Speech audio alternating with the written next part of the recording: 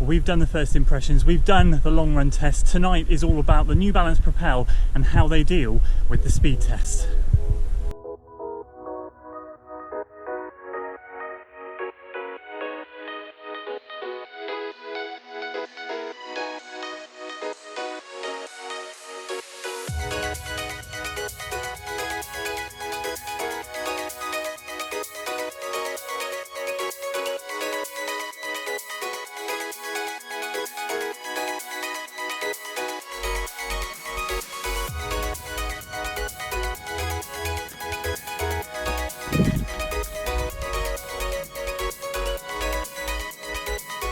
What is up guys, Andy Forest Steam Runner here and welcome to tonight's video. Today's video I should say is tonight for me, and tonight we're going to be testing out the New Balance Propels in the speed test, the final test we have to do. Unfortunately with the Propels we had that situation when we ordered them, we got a few runs in, we had to send them back, they're a touch small.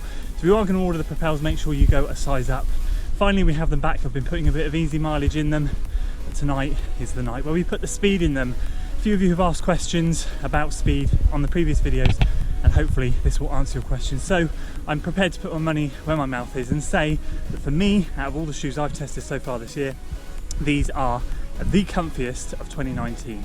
Comfiest doesn't always mean best though. And of course a lot of you guys are going to be looking at these shoes, especially with the New Balance Fuel Cell range, thinking speed, speed, speed. Is this a racing shoe? That sort of thing. Well, tonight we have 2 miles at threshold, 1 mile at threshold, 1 mile at threshold, and then 2 miles at threshold. Obviously we have just run the Severn Bridge half marathon, so it might change to a tempo workout depending on how the legs feel, but we're going to be sensible of course. Tonight is a hot night as well, so tonight we're going to be hitting the trails. I'm meeting up with Lee just in a second and I'm going to be talking you through the workout, then of course at the end as always give you my final thoughts. So if you're new to the channel, make sure you hit that like button, subscribe of course for weekly running videos, share it with your friends, and let's get this hot and humid evening underway.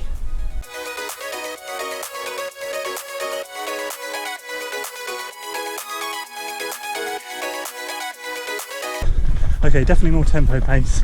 6:07 and 6:12 for those, that first two, which is 12, what is that?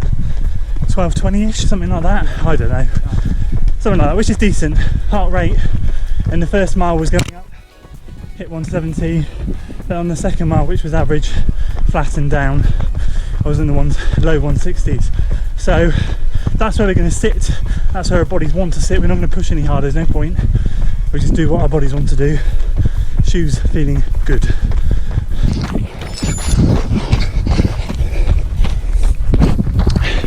.605, 1 minute rest.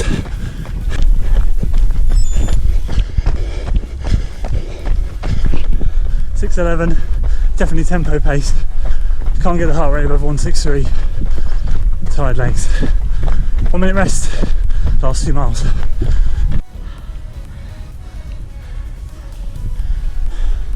I don't know if you can see us, it's getting dark.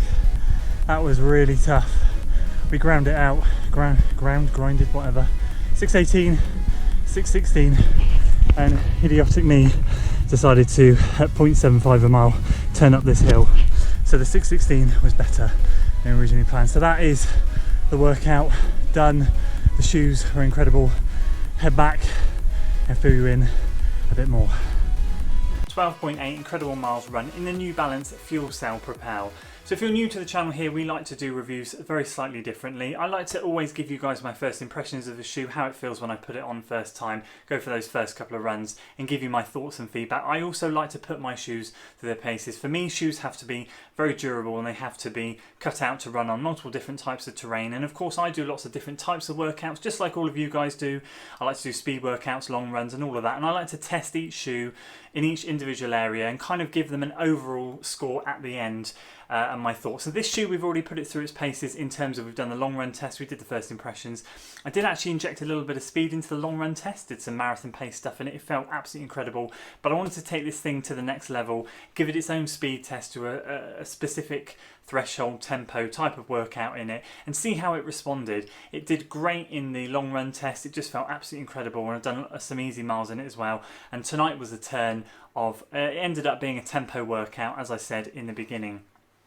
So I kind of want to go through with you guys my thoughts on how it held up throughout the workout and what my overall thoughts are and how I'm going to be using this shoe moving forwards. I've got to be honest with you, I'm finding myself leaning towards this shoe at the moment as a really nice sort of recovery run type of shoe, just because it's got such incredible cushioning. And in the beginning I said I put my money where my mouth is. Out of all the shoes I've tried in 2019, this is the comfiest, and that's saying something, because I really enjoyed the Nike Pegasus Trail 36 shoe. That was super comfy, but this pips it to the post.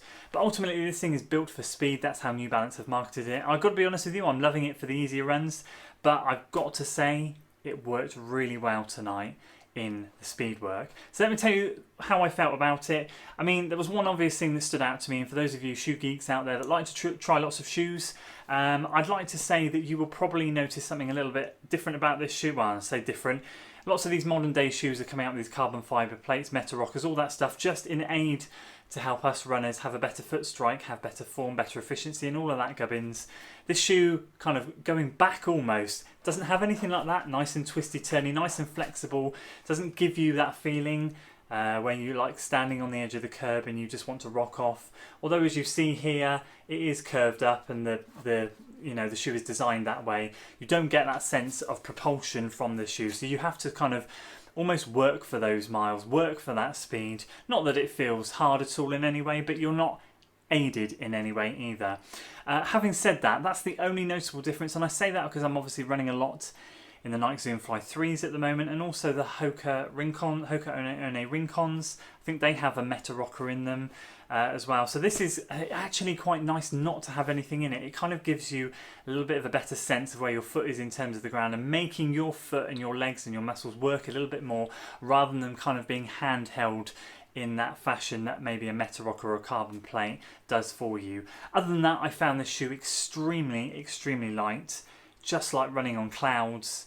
Super lightweight, absolutely love that. The material on the top, I get no issues from this shoe. I haven't had one issue as yet. No blisters, no rubbing, nothing. In the very first review I gave, I said that this ankle area was interesting. I felt it rubbing on the base of my ankle bone. And actually there were a couple of comments back in that video that said that they felt the same thing, but I only get that if I'm walking. I don't get it if I'm running. And other than that, I can just get such a great lockdown on the shoe. The lacing system is fantastic.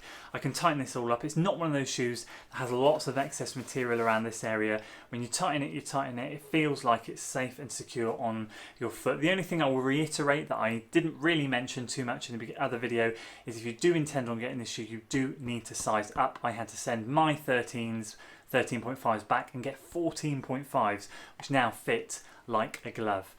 So overall, as I said, I found the shoe incredible tonight. It allowed me to sit in that tempo zone, allowed my legs that were tired to just tick along, work and feel good. And that for me, I think, is where this shoe is going to excel, in that threshold tempo zone. I think I can think of better shoes to use if I was doing sort of VO2 max intervals. I think that's where the Rincon's going to excel, something like that. But I think this thing for longer interval work, that's what this thing is going to excel at. So if you're marathon training, I think this would be a great shoe for marathon training, half marathon training, which I am at the moment. I'm going to be using this shoe a lot over the coming months, especially leading up to the Abingdon Marathon. This shoe is going to get a lot of easy miles in it, as is the Nike Zoom Fly 3, and it's going to get a lot of workouts put in it. So I think, in my opinion, that's where I'm going to be using it. I'm also going to be reaching for it on the easy days just because of the cushioning. It's just so soft and it just feels so good. So easy days and longer efforts are where this shoe for me is going to excel. But as always, of course, I love to hear your thoughts. Have you got this shoe? Have you run in this shoe? Have you run in the Rebel as well? I've had that comment a few times as well. Can you compare the Rebel to the Propel? I haven't actually got the Rebel myself, but I'd love to hear what your thoughts are on the Rebel. I gather they're a bit more of a racing shoe than this one. This is more of an all-round daily trainer that can do everything, and I agree, that's exactly what I think you can do in this shoe. But as I said, the areas that I just highlighted are where I think this thing's going to excel. So if you have run it, let me know your thoughts in the comments below. And of course, as always, any shoes you would like me to try, drop a comment below. I'd love to hear your thoughts. And of course, if the shoe that keeps coming out that you'd like me to try becomes very popular, I will see what I can do. So I hope you enjoyed this video, guys. If you did, of course, please do give it a like. If you're new to the channel, make sure you hit that subscribe button for weekly running content. Share it with your friends, of course. And I'll see you later in the week for more running content. Until then.